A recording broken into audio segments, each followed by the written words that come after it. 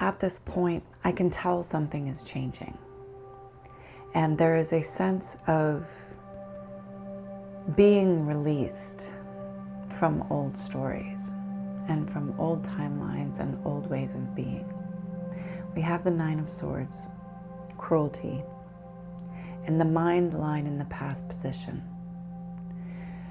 showing that willingness to begin to not undergo the healing process, but to acknowledge oneself as being healed. Because when you are constantly chasing healing or looking for ways to heal the wounds in your body and heal the wounds in your past, you are in a sense focusing on those old stories and recreating that past, which keeps you from living in the present moment. We have the Prince of Cups in the central position of the mind line in the reverse. That unwillingness to tell a new story, that need, that necessity to take the journey of self from a fresh perspective, to lead oneself to the new beginning through practice, gentle practice and gentle emotional discipline and regulation. Learning how to change your mind in a way that is joyful and sets you free. We have the Prince of Wands in the future position. So if we transmute both of these energies, we have this hesitation that gets transmuted into courage, into moving forward. And with the Prince of Wands also coming in reverse, if we transmute that energy, we allow ourselves to embrace that feeling of pleasure, thoughts of pleasure and joy and abundance in our mind. Holding those thoughts are what help us create a new reality, because your body attunes to your mind. Your thoughts create an emotional reaction in your body. Your nervous system gets activated. And when we keep telling those old stories and we keep reliving through the past, we keep ourselves stuck. We have the Ace of Cups in the past position of the body line, showing that when you start telling yourself new stories, you begin a new story. You set yourself free. You allow yourself to have a new beginning. And that is reinforced by allowing yourself to have the discernment within your thoughts and to align with the esoteric wisdom that is a guideline and a pathway to emotional and mental freedom. We have the Prince of Swords showing that when you allow yourself to find resources and to align with resources that help you set yourself free on a mental plane, you set your body free. It is aligning with practices that help you continuously set yourself free. Because otherwise we have a tendency to stay trapped, and that keeps your body trapped in the old story. Those feelings that you haven't been able to let go of. When we transmute those mental games that we play with ourselves, we set ourselves free. Eight of Swords in the reverse position, showing that clear channel within all of the swords. The interference is not an obstruction. It becomes the pathway to freedom. Because when we are able to transmute old energies, we set ourselves free. We allow ourselves to align with a new story and renewal. We have Aeon, that rebirth, that renewal, renewing the spirit through practice. The way that we eat, the way that we think, the way that we move our bodies, the way that we allow our emotions to flow or not to flow. All of that has an effect on the spirit. And until your mind, body, and soul are in line with your vision, there will always be some sort of discord and some sort of imbalance within your story.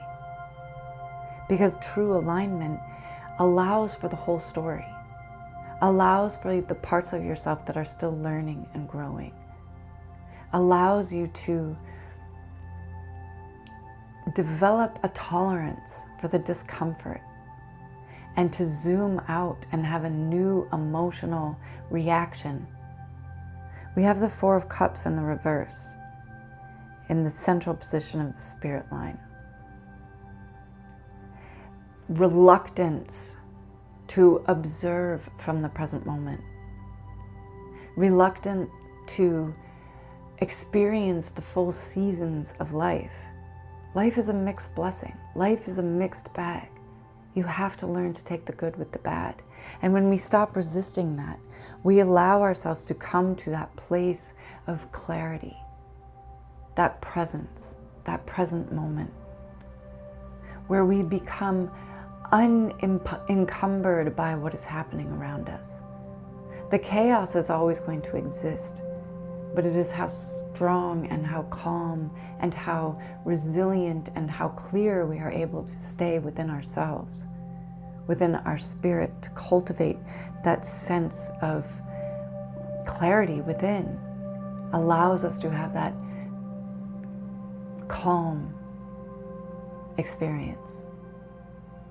We have Five of Cups coming directly after. There has been disappointment. There has been struggle. There has been trauma. But all of those things, when they are used as knowledge and used as lessons and used as bridges, pour into that single cup of renewal. Everything gets poured into the center and you set yourself free. We have the Three of Swords in the reverse position. That sense of mourning is passing. Letting go of the old stories. Allowing yourself the grief that comes from living an unexpressed life. Allowing yourself the grief for the times that you did not stand up for what you truly believed in. That you did not align with your most desired reality. That you got lost in the distortion and the chaos. Forgive yourself. We are human.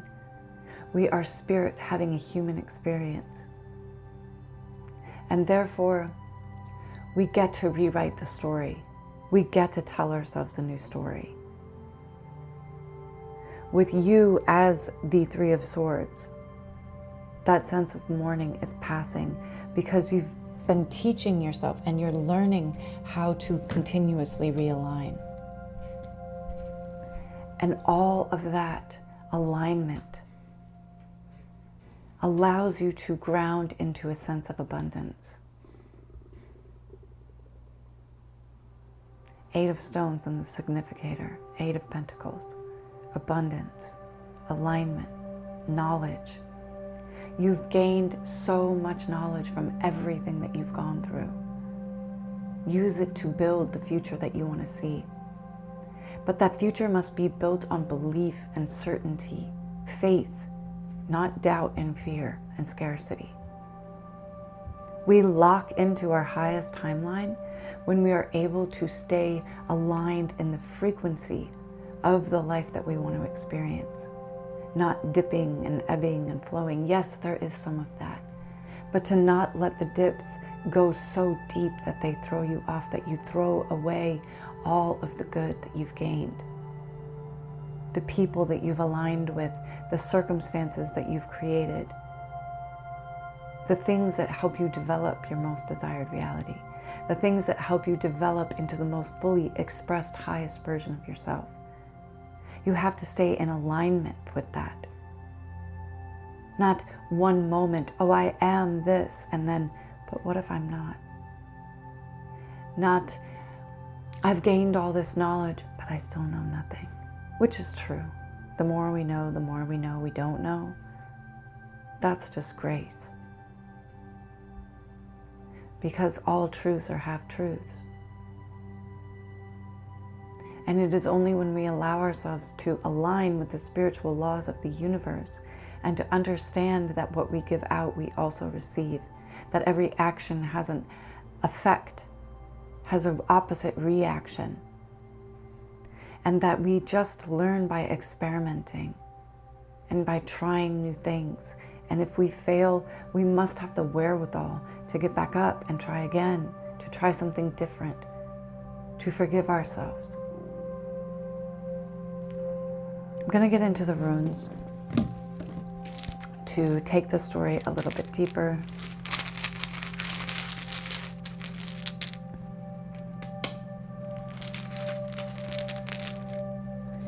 And the runes are read: you, the past, the future.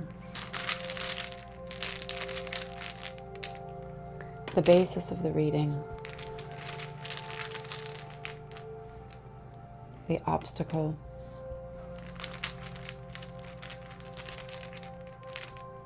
and the best outcome. And so in the central position of you, we have Rado. Rado is all about communication. It's all about allowing yourself to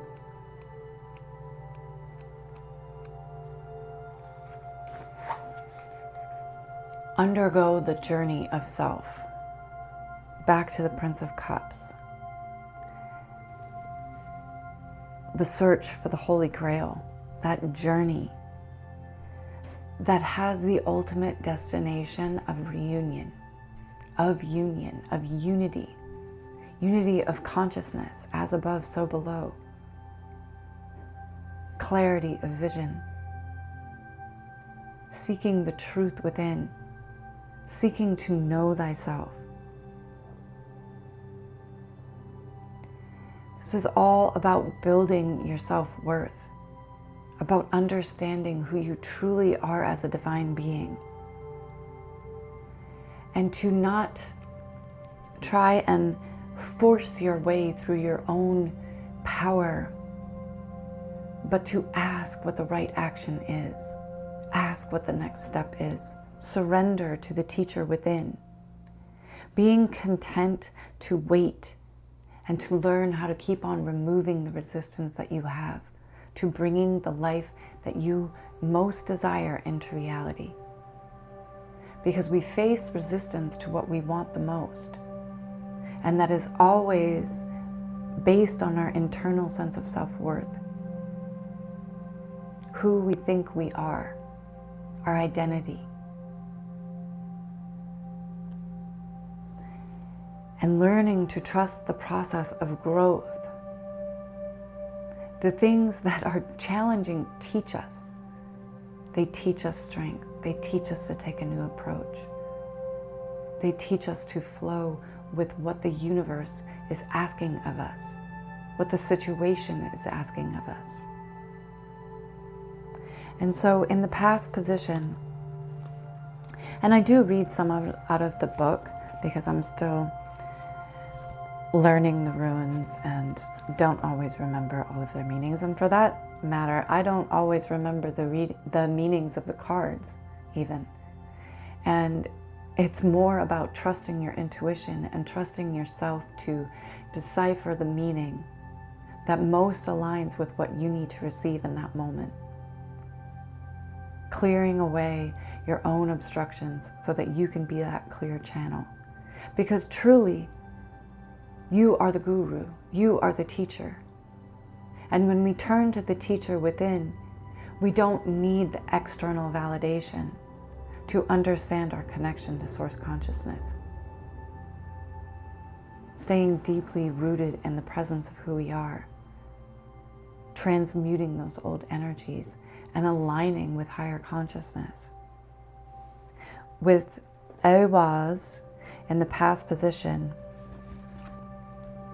Awaz signifies movement, the self, symbolized by a horse. And so the book that I read from, if I didn't mention that before, is Richard Blum. And The way that he has written the interpretations of these runes is so beautiful. And in the past position, with Awaz in the reverse, movement that appears to block, learning to be certain that what you are doing in the moment is timely, or not doing is timely to your process. There are no missed opportunities. We simply have to recognize that not all opportunities are for us. The opportunity at hand may be precisely to avoid action. If you are feeling at a loss or unclear, consider what is timely and appropriate, and what is yours will always come to you. And in the future position, we have Fehu. Fehu deals with possessions, cattle, allowing ourselves to have more, the way we bring in abundance, and the way we learn how to hold our own and create our own nourishment. It is fulfillment, ambition satisfied, rewards, love fulfilled. It is the promise of nourishment from the most worldly to the sacred and divine. For if the ancient principle, as above, so below, it is true, then we are also here to nourish God. It is not enough to ask God or the universe for what you want. Ask what is the right action. Ask what you can do in return. Give without expecting. Give to the universe the abundance, the joy, the gratitude, the love that you wish to experience. Pour into the universe so that the universe can pour back into you. And that, when it is aligned with your purpose, and when we're talking about entrepreneurship, and we're talking about building leadership and legacy, that is that sense that we must give our gifts without expectation of receiving. The wealth that comes from living your purpose is the effect, not the goal. And when we learn to align with something that is greater than ourselves, we allow ourselves to give freely, to not obstruct our own expansion, to not resist who we are becoming, to open to the possibilities, and to continuously align to what it is that we are called to do in this moment. It is not enough to build a business to say, oh, I'm building this business to make millions. The millions are the effect of the gifts that you give into the world. When you give to a great extent and you have a massive impact, the natural reciprocity, the natural effect of that is abundance. Because you are not giving to receive, you are giving to give, and the natural effect of that is to receive.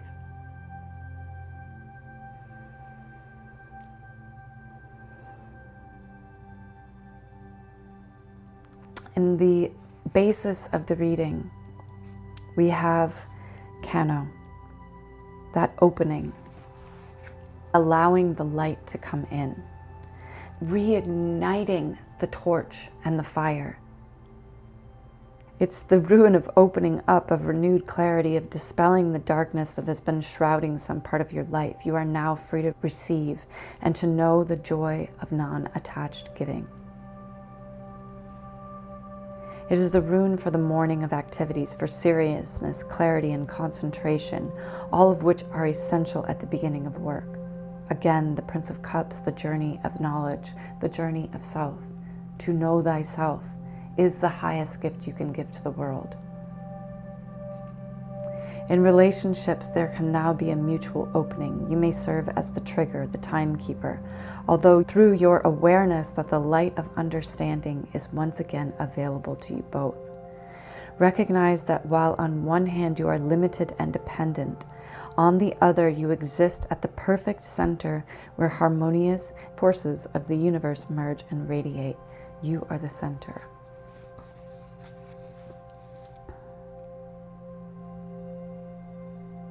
Tapping into that sense of hope, that sense of understanding that When we allow ourselves to open, we allow ourselves to receive, to surrender to what is.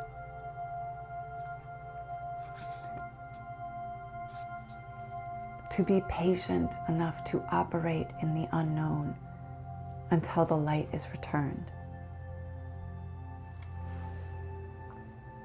And in the position of the challenge, we have Perth. Perth is about that safe place, protection.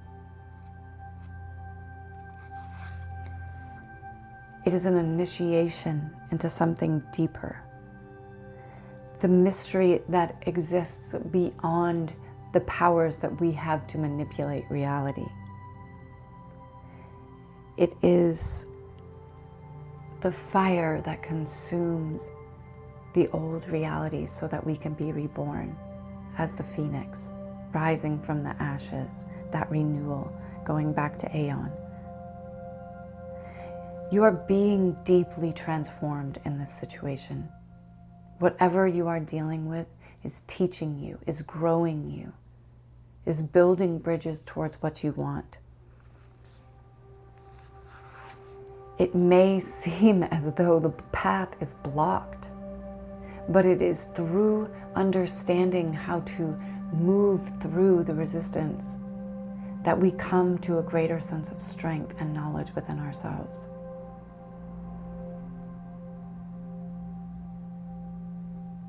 We must let go of those old ways of being and those old selves and those old identities in order to claim a higher timeline, to claim a higher version of ourselves, to step into that.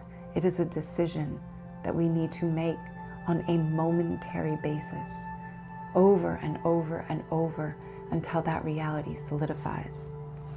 Trusting. In the best outcome, we have Barkhana in the reverse. And Barkhana teaches us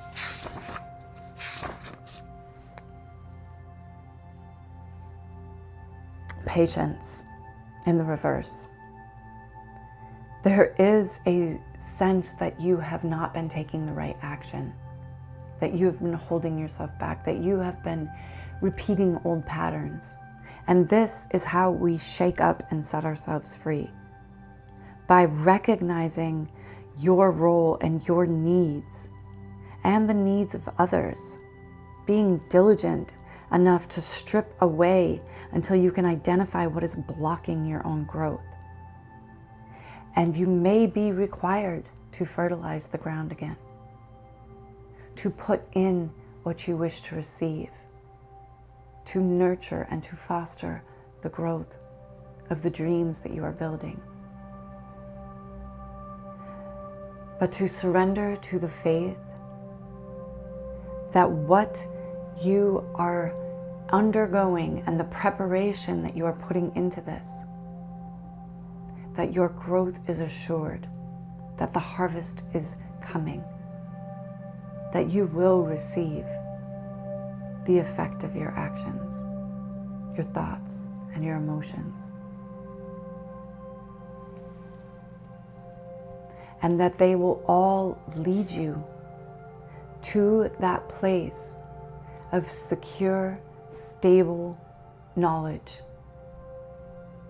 that has an effect of stabilizing and growing your reality into something beautiful, that you can pass down this legacy to others, that the ripple effect of your own renewal is renewal for the entire planet. We are in this state of shaking up the old paradigms, and we get to build a new world the way that we wish to see it. But we don't do that by focusing on the past and by rehashing the old stories. We build a new world by focusing on what we wish to see, what we wish to experience. That is how we create these new foundations. And by staying aligned with the truth of what is. And the truth of what is that the old paradigms are not serving our renewal. We have these old realities that put profit over everything. And as entrepreneurs, if you place profit over everything, you are building an empty castle. You're building yourself up to have an empty existence, because material wealth will never satisfy you. We must be in alignment, mind, body, and soul. And so when we put nature first, when we put our recognition and our gratitude for the beautiful earth that we live on, and we stay cognizant of the fact that we are preserving life for the generations that come after us, and we start putting her first, that life force first, and then people, and then profit, that is when we are truly in alignment with what is true, and that is how we change the paradigm. Not putting self first, not how do I satisfy my needs, not how do I get rich, not how do I create abundance for myself. Abundance starts within. Everything comes from within. And you are the author of your story, you are the creator of your reality. So create the reality that you wish to see. From a place of empowerment and trust and surrender. And from that place, you cannot go wrong. Continuously renewing yourself, aligning with the spiritual practices that help you stay clear as a channel. Not as a sense of vanity, not, oh, I'm so spiritual. Because all that shit is bullshit if you are not creating the reality that you wish to see. If you are not experiencing the life that you wish to experience, you are just holding on to some false identity. Placing something on a pedestal that does not truly belong to you. Spirituality is a practice. It is embodiment. It is action from a place of grounded, centered trust that everything is always working in your favor, and that everything that belongs to you is always yours and always coming to you, and that you are always creating. So create the story that you want to experience. And so we are coming to the end of this reading, and I would like to offer you an opportunity to take a journey of self on your own. It is a self-guided experience that I've created from my lifetime truly of studying energy, and the past 20 plus years of studying manifestation and studying growth and studying healing and undergoing it and learning in the process of life. It is called the Art of Conscious Creation, and you will find steps that help you realign, meditations, and different resources that you can use on a daily basis to help yourself further yourself on this journey of life and expansion and growth and alchemizing your reality into your highest version, into the reality that you want to experience. The link for it is in the description box below. And I invite you to come along, and I'm so excited and grateful to meet you along the path of my own expansion and my own evolution as a human being. And so, without further ado, my dears, I wish you a beautiful day. Much love.